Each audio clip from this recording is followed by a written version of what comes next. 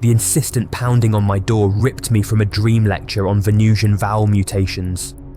Security officers, faces grim and protocol a distant memory, hustled me into a whirlwind. The briefing room was a pressure cooker, generals barked orders, their holographic displays flickering with scrambled alien symbols. The air crackled with tension so thick it felt like I could chew it. Then, the truth hit me. A monstrous truth that stole the air from the room. An alien ship, a colossal obsidian monolith hovering silently over Earth.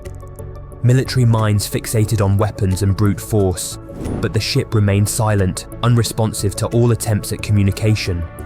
My expertise, a seemingly obscure understanding of dead languages and lost civilizations, became humanity's last-ditch effort. Hurried onto the bridge, I stared out the viewport at a sight that defied human comprehension. The alien vessel, a leviathan of obsidian and pulsing violet energy, filled the view.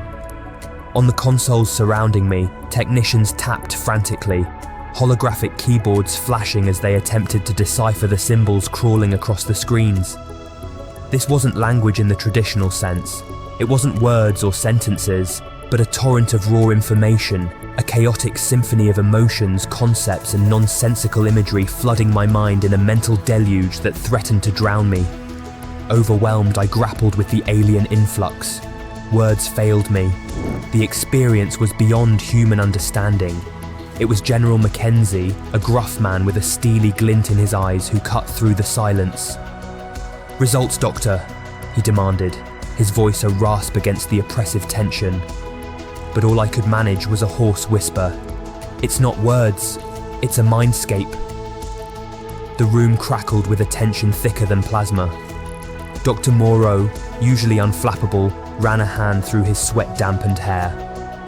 "Perhaps," he ventured, "it's not a threat, but a challenge.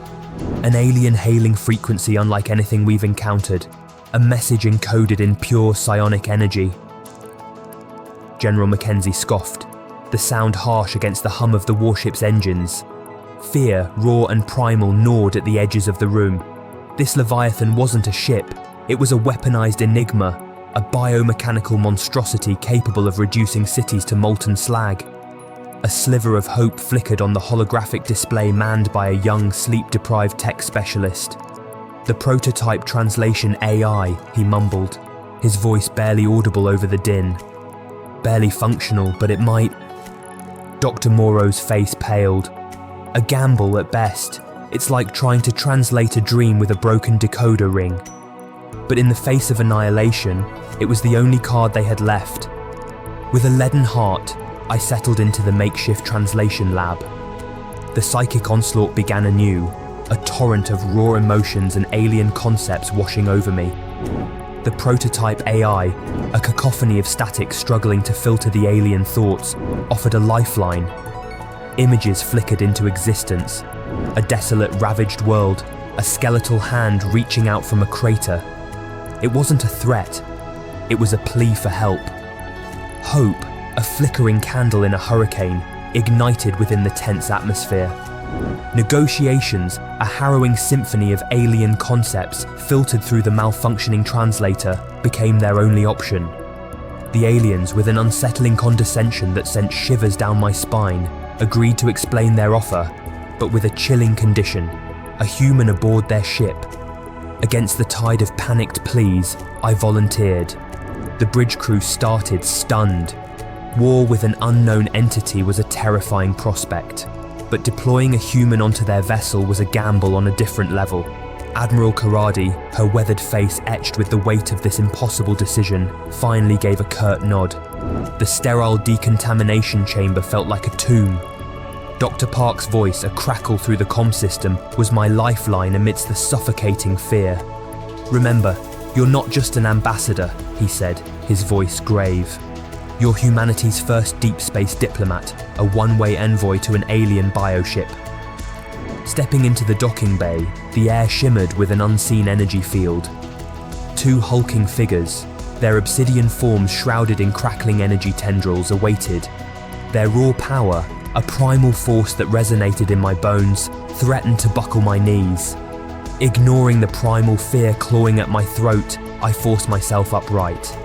A wave of alien thoughts slammed into me, not the chaotic torrent of emotions I'd grown accustomed to, but a focused, almost surgical probe. It was the explanation of their offer, technology so advanced it defied human comprehension.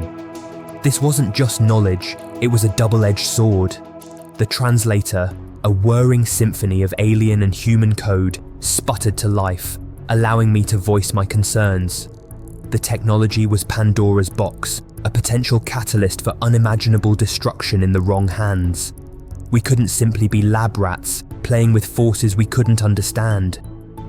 A tense silence stretched, punctuated only by the hum of alien machinery that pulsed with an otherworldly rhythm. Then, amusement, a chilling melody that played across my mind. My audacity and defiance seemed to intrigue them. Finally, a concession. Safeguards. The technology itself would be embedded with control mechanisms and limitations, a failsafe against human hubris. Relief washed over me, a fragile hope built on the precipice of oblivion. The power pulsed within me now, a potent energy signature that resonated with the ship itself. It was a burden heavier than any starship, a constant reminder of the tightrope walk I was about to embark on. The future stretched before me, a precarious path between utopia and oblivion. The aliens responded, a complex melody of skepticism laced with amusement. A begrudging respect acknowledged the gamble they too had taken. Centuries bled into millennia, humanity, fueled by the alien energy coursing through its veins, became a civilization of gleaming arcologies and terraformed planets. Towering megastructures scraped the heavens, powered by technology that bent light and manipulated gravity. The ease of wielding unimaginable power, once a terrifying torrent, was now an intoxicating elixir. Greed, once a muted whisper, roared in the halls of power like a supernova. The lines between progress and destruction blurred with every technological leap. I, the reluctant ambassador, became the ever-watchful guardian, my body augmented with alien tech, a living conduit for the power that both sustained and threatened to consume humanity. The aliens, too, were not unchanged. Their initial desperation morphed into a mix of fascination and unease as they observed humanity's meteoric rise. Dr. Park, his once youthful face etched with the passage of centuries, stood beside me. "We were no longer explorers," he rasped, his voice laced with the weight of ages. "We were the architects of reality, shaping galaxies with a thought. We stood poised to transcend limitations, but the abyss mirrored back, a seductive invitation to a power far greater than we could comprehend. I, the bridge over a self-made chasm, felt the crushing weight of the future. Would humanity ascend to become the guardians of this power, or succumb to the siren song of ultimate dominion? The answer hung suspended in the alien symphony resonating within me, a constant reminder that the story was far from over. The pact had been made, but the final chapter remained unwritten.